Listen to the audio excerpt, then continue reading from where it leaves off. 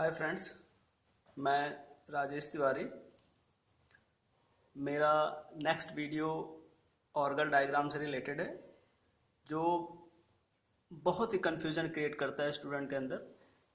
और इसे समझने के लिए उन्हें बहुत ही ज़्यादा मेहनत करनी पड़ती है। लेकिन मैं इस ऑर्गल डायग्राम को कुछ पॉइंट्स के अंदर समेट दूंगा, कुछ आपको इतनी अच्छी तरह से एक्सप्लेन करूंगा कि आपको ऑर्गल डायग्राम के लिए किसी और नोट्स या किसी और बुक में जाने की ज़रूरत नहीं है। मैं पहले ऑर्गल डायग्राम्स के कुछ बेसिक कॉन्सेप्ट्स देखते हैं। इसको ऐसे मत समझिएगा, basic concepts of Orgel diagram नहीं है ये, सम बेसिक्स फॉर ऑर्गल डायग्राम के नाम से है ये। सम बेसिक्स फॉर ऑर्गल डायग्राम, मतलब कहने का मतलब मेरा यहाँ पर यह है कि ऑर्गल डायग्राम को समझने से पहले इन बेसिक्स के बारे में अगर हम जान लें तो हम आसानी से ऑर्गल डायग्राम को समझ जाएंगे कि ऑर्गल डायग्राम में साइंटिस्ट कहना क्या चाहता है, क्या चीज़ समझाना चाहता है हमें। तो ज़्यादा समय न लेते हुए आइए हम शुरू करते हैं ऑर्गल डायग्राम के कुछ बेसिक कॉन्सेप्ट्स। पहले, ऑर्गल डायग्राम कंप्लीटली रिप्रेजेंट करता है या बताता है electronic transition, hole transition, electron का एक लेवल से दूसरे लेवल में जाने को, और ये पूरा का पूरा प्रोसेस डी ऑर्बिटल के अंदर होता है। मतलब डी ऑर्बिटल को लेकर के ये पूरा का पूरा प्रोसेस एक्सप्लेन किया जाता है। जैसे अगर हम शुरुआत करें, डी ऑर्बिटल में नंबर ऑफ इलेक्ट्रॉन के अकॉर्डिंग हमने इसको डिवाइड किया हुआ है। यहाँ पर डी ऑर्बिटल में single electron, D2, D3, D4, D5, D6, D7, D8, D9 and D10। यानी इन डी ऑर्बिटल में ये नंबर्स ऑफ इलेक्ट्रॉन दिखाए गए हैं। वैसे भी हम जानते हैं डी ऑर्बिटल 5 पार्ट्स में डी ऑर्बिटल टोटल 5 होते हैं। उन पांचों का नेमिंग किया जाए तो DXY, DYZ, DZX, DX² minus Y² and DZ², ये टोटल 5 होते हैं। अब उन 5 ऑर्बिटल में डिफरेंट एलिमेंट्स के हिसाब से यहाँ पर डिवाइड किया गया हुआ है, D1, D2, D3, D4, D5, D6, D7, D8, D9 and D10। ठीक है। नेक्स्ट पॉइंट पे हम आते हैं जिसमें लिखा है terms for DN configuration. Terms for DN configuration कहने का मतलब यहाँ पर ये है कि हम कैलकुलेट करते हैं टर्म सिंबल। यहाँ पे मैं आपको थोड़ा सा एक्सप्लेन कर दूं। मैंने इससे पहले टर्म सिंबल से रिलेटेड 2 वीडियोस बनाए हैं। अगर आप मेरे चैनल RT केमटेक सपोर्ट के नाम से मेरा चैनल है, अगर उसमें आप सर्च करें तो ये टर्म सिंबल कैलकुलेशन के 2 वीडियो मिल जाएंगे। लेकिन परेशान नहीं मत होइए, मैं यहाँ पर भी कुछ टर्म सिंबल के कैलकुलेशन देखेंगे हम। ठीक है। तो टर्म्स फॉर DN कॉन्फ़िगरेशन का मतलब डी ऑर्बिटल और उसके अंदर नंबर ऑफ इलेक्ट्रॉन। शुरुआत करते हैं D1 and D9। D orbital, उसके अंदर 1 इलेक्ट्रॉन, यहाँ पे डी ऑर्बिटल, उसके अंदर 9 इलेक्ट्रॉन। हमने यहाँ पर काउंट किया, हमें मिला 2D कॉन्फ़िगरेशन के हिसाब से हम यहाँ पे चल रहे हैं। 2D इसके लिए टर्म सिंबल निकल के आया, D2, D8 इसके लिए टर्म सिंबल निकल के आया 3F, D3, D7 इसके लिए निकल के आया 4F, D4, D6 इसके लिए टर्म सिंबल निकल के आया 5D, D5 इसके लिए टर्म सिंबल निकल के आया 6S और D10 इसके लिए टर्म सिंबल निकल के आया 1S। अगर आप ये कैलकुलेट करें, कैलकुलेशन मेरे पहले वाले वीडियोस में अगर आप चेक करें तो उसमें वहां से आप इसको आसानी से समझ लेंगे। उसके बाद हम आते हैं term symbol for D1 and D9। यहाँ पे कैलकुलेशन देख लीजिए, टर्म सिंबल किस तरह से यहाँ पर इनको किस तरह से, अब जैसे मैंने यहाँ पर बताया D1 से D9, मतलब डी ऑर्बिटल में 1 इलेक्ट्रॉन, डी ऑर्बिटल में 9 इलेक्ट्रॉन के लिए टर्म सिंबल हमने लिख दिया यहाँ पर 2D। लेकिन ये 2D हमने कैसे काउंट किया? तो इस 2D को काउंट करने के लिए हमने यहाँ पे लिख लिया term symbol for D1 and D9।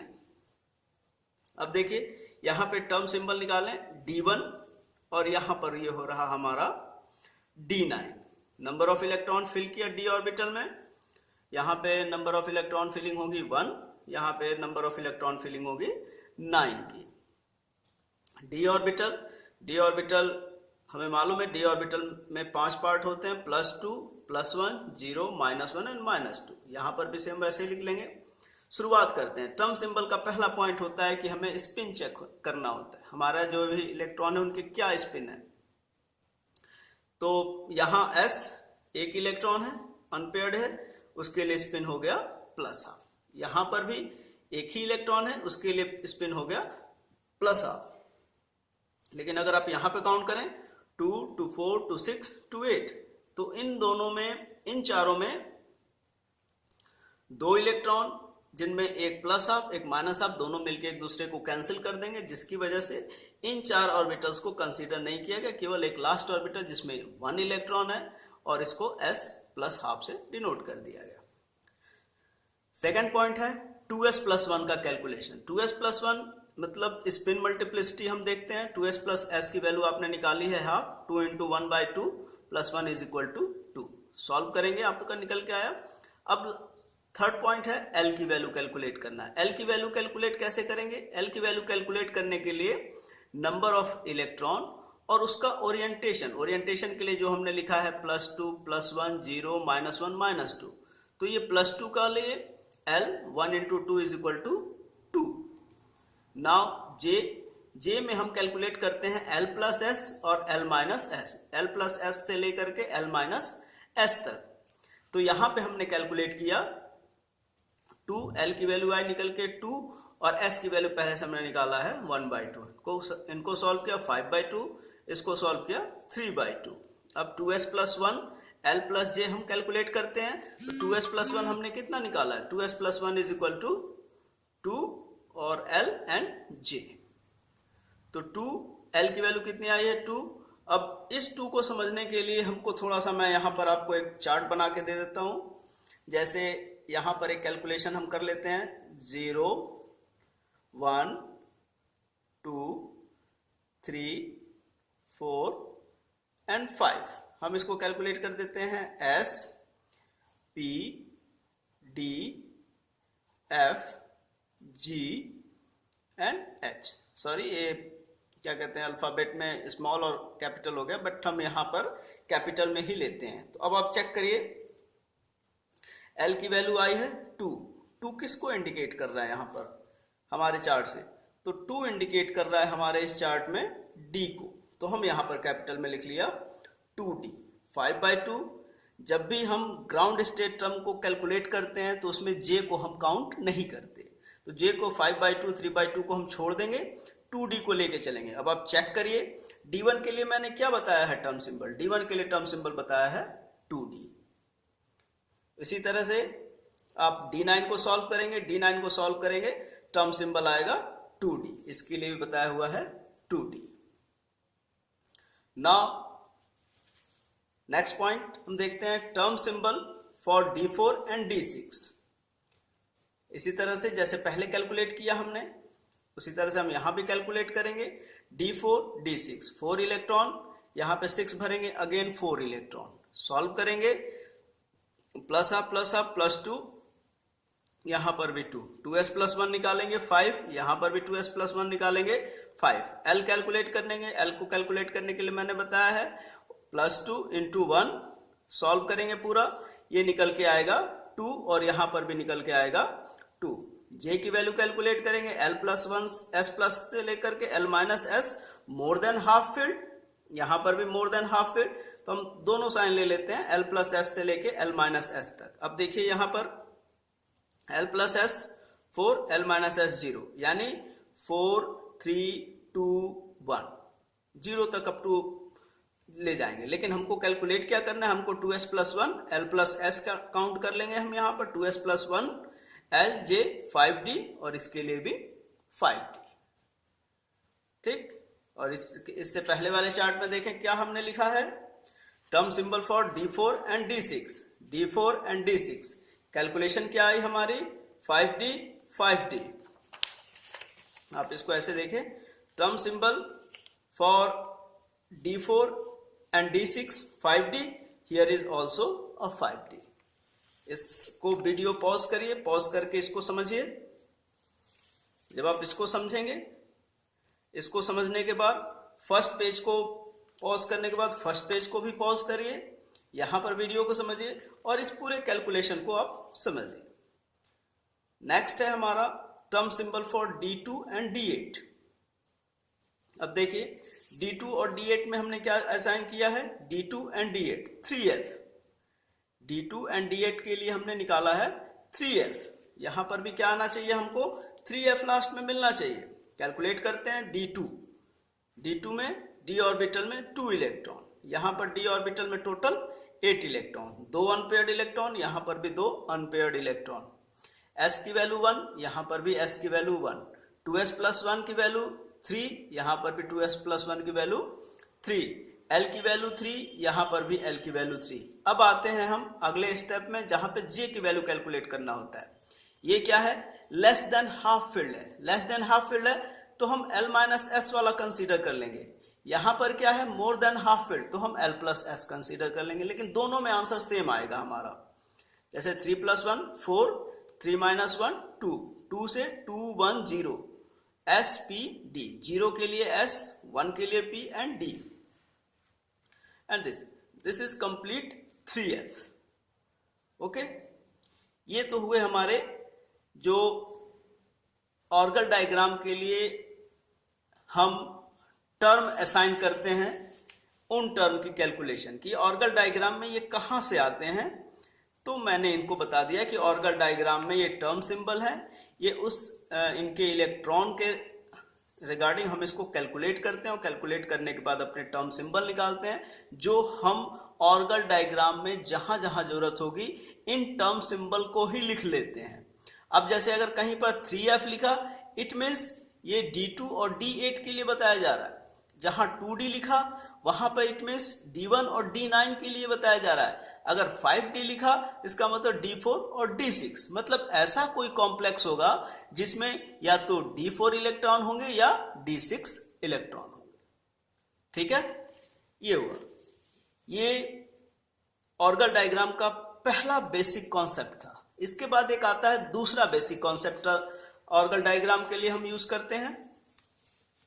Orgel diagram के लिए जब हम दूसरा टर्म सिंबल यूज करेंगे, सॉरी टर्म सिंबल मैंने कह दिया, बेसिक कॉन्सेप्ट। तो ऑर्गल डायग्राम के लिए एक बेसिक कॉन्सेप्ट ये आता है कि स्प्लिटिंग ऑफ डी ऑर्बिटल हम कराते हैं। स्प्लिटिंग ऑफ डी ऑर्बिटल हम कराते हैं, तो इसमें डी ऑर्बिटल में चाहे जितने भी इलेक्ट्रॉन हो, डी ऑर्बिटल हमारा 2 पार्ट में डिवाइड होता है। अगर ऑक्टाहेड्रल फील्ड में हो तो Eg ऊपर चला जाएगा, T2G नीचे चला आएगा। ठीक, लेकिन अगर टेट्राहेड्रल फील्ड में हो तो T2 हमारा ऊपर चला जाएगा और E नीचे चला आएगा। हमें यहां पर ये अनजीरेड होते हैं, मतलब यहां पर G साइन हम इंडिकेट नहीं करते, यहां पर G साइन इंडिकेट किया, ये ऑक्टाहेड्रल फील्ड में है और ये जीरेड है। अब मैंने यहां पर जीरेड और यहां पर इसको बोला अनजीरेड। अगर इसके बारे में समझना है जीरेड और अनजीरेड क्या होते हैं, तो मैंने एक ऑलरेडी वीडियो बनाई हुई है, आप उसको देखें, जीरेड और अनजीरेड, वहां से समझ में आ जाएगा ये क्या चीज होती है। ठीक, ये इनके इलेक्ट्रॉनिक ट्रांजिशन। लेकिन यहां पर जो बेसिक कॉन्सेप्ट मुझे बताना है वो मैं ये बता रहा हूं कि स्प्लिटिंग ऑफ डी ऑर्बिटल 2 तरह से। स्प्लिटिंग ऑफ ऑर्बिटल होने के बाद उसके अंदर 2 प्रोसेस होते हैं। जब भी डी ऑर्बिटल स्प्लिट करके टूट जाता है उसके बाद इलेक्ट्रॉन का ट्रांजिशन होता है। इलेक्ट्रॉन जब ट्रांजिशन करके अपने एक प्लेस से दूसरे प्लेस पे जाता है तो अपने पीछे एक होल छोड़ जाता है। ठीक है, वो सब्स्टिट्यूशन नहीं देता, वो ट्रांसफर देता है। ट्रांसफर कहने का मतलब अपने पोजीशन को छोड़ करके अगली पोजीशन में चला गया, लेकिन जो उसके पीछे का जो वैकेंट स्पेस है that is called as hole. और यही होल हमारे ऑर्गल डायग्राम में यूज किया जाता है एक्सप्लेन करने के लिए। तो पहला आप इस चीज को समझिए, यहां पर क्या हो रहा है, यहां पर अगर आप चेक करें 6 इलेक्ट्रॉन 2 इलेक्ट्रॉन। अगले स्टेज में मैंने ये बता दिया कि अगले स्टेज में क्या हो रहा है कि एक इलेक्ट्रॉन निकल के आगे वाले में जा रहा है। सॉरी, एरो उल्टा हो गया, ये ऐसे है, एक इलेक्ट्रॉन निकल के यहां से यहां जा रहा है। तो इस प्रोसेस में क्या हो रहा है, इलेक्ट्रॉनिक ट्रांजिशन हो रहा है। लेकिन यहां पर आपको 2 चीजें ध्यान देनी होंगी। एक ये कि जो इलेक्ट्रॉन ट्रांजिशन में जा रहा है उसका ओरिएंटेशन क्या है, वो क्लॉकवाइज है एंटी क्लॉकवाइज है। जैसे मैंने यहां पर लिखा हुआ है माइनस हाफ, ये प्लस हाफ और ये माइनस हाफ का इलेक्ट्रॉन है, लेकिन जब ये यहां से निकल के उसके साथ वाले दूसरे ऑर्बिटल में गया जहां ऑलरेडी पहले से एक इलेक्ट्रॉन प्लस हाफ में है, तो ये जाकर के हो गया माइनस हाफ। इट मीन्स ये स्पिन अलाउड ट्रांजिशन होगी, spin allowed transition, spin forbidden transition नहीं। स्पिन फॉरबिडन ट्रांजिशन वो ट्रांजिशन होता है जिसमें इलेक्ट्रॉन अपने स्पिन को चेंज कर ले। जैसे यहाँ पे एंटी क्लॉकवाइज है, यहाँ पर जाकर वो क्लॉकवाइज हो जाए, लेकिन यहाँ पर ये कंडीशन नहीं जनरेट हो रही है। अगर आप इसके हेड को देखें तो ये बिलो है, यहाँ पर भी इसका हेड बिलो ही है। इट मीन्स ये ट्रांजिशन स्पिन अलाउड है। ठीक, electronic transition with spin allowed, same spin, जिस स्पिन में था उसी स्पिन में वो आगे चला गया। ठीक, इस ट्रांजिशन को क्या नाम दिया गया? इस ट्रांजिशन को नाम दिया गया T2G से EG। ओके, T2G से EG ट्रांजिशन, T2G से EG ट्रांजिशन। अब दूसरा और बहुत ही कंफ्यूजन, आपको पढ़ाने वाले टीचर्स या जो भी हो वो अगर पढ़ाते हैं तो आपको सीधे सीधे वो बता देते हैं कि यहां पर ये ट्रांजिशन हो रहा है E से T2, लेकिन उनके पीछे वो ट्रांजिशन किस तरह से होता है शायद वो आपको ये बताना चाहते हो कि इसके लिए आप बुक पढ़ें। तो मैं यहां पर उनको आपको एक नोट्स के फॉर्म में दे रहा हूं। मैं यहां पर ये क्या है, अगर आप यहां पर कैलकुलेट करें तो d ऑर्बिटल की टोटल कैपेसिटी 10 इलेक्ट्रॉन की है। यहां पर टोटल इलेक्ट्रॉन कितने भर गए? 9 इलेक्ट्रॉन भरे हुए हैं। एक इलेक्ट्रॉन यहां पर अभी खाली है। तो जब ये खाली है इसको ये कह देते हैं होल। यहां पर एक ये होल बना हुआ है। ई ऑर्बिटल में टोटल 4 इलेक्ट्रॉन, यहां पे टोटल 5 इलेक्ट्रॉन। अब आप देखिए यहां से एक इलेक्ट्रॉन एक्साइट होकर के ये निकल गया, ये निकला। यहां पर भी स्पिन अलाउड है, एंटी क्लॉकवाइज था, यहां पर भी एंटी क्लॉकवाइज है। लेकिन जो यहां पे पहले से एक होल बना हुआ है, यहां पर ये क्या हुआ कि ये इलेक्ट्रॉन अपने पोजीशन को छोड़ करके गया, तो इसके पीछे भी एक होल का क्रिएशन हुआ। ठीक है, मतलब यहां पर क्या हो रहा है, यहां पे होल का ट्रांजिशन हो रहा है। ठीक है, तो वो ट्रांजिशन कहां से हो रहा है? तो वो ट्रांजिशन हो रहा है T2 से E में। यहां पर अगर आप देखें E से इलेक्ट्रॉन यहां पे गया, लेकिन होल कहां से आया? होल आ रहा है T2 से E में। मतलब पहले होल यहां था, अब होल यहां आ गया। This is a hole transition. यहां पर क्या है? Electron transition and hole transition. This is the basic concept for the ऑर्गन डायग्राम। ओके, नेक्स्ट वीडियो में मैं आपको ऑर्गन डायग्राम के बारे में एक्सप्लेन करूंगा। Okay, bye, take care.